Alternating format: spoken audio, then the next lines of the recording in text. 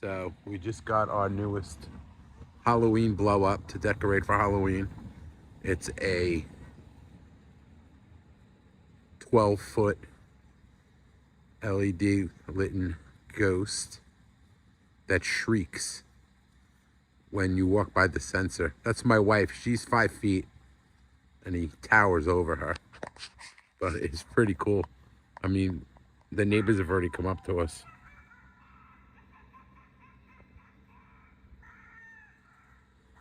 Like I said, it's sensor activated.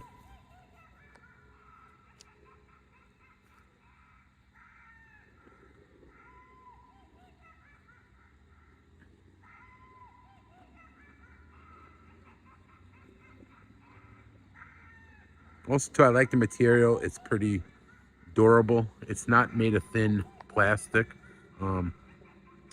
It comes with four spikes that go into the ground, and then you can't see them, but the 2 tether strings.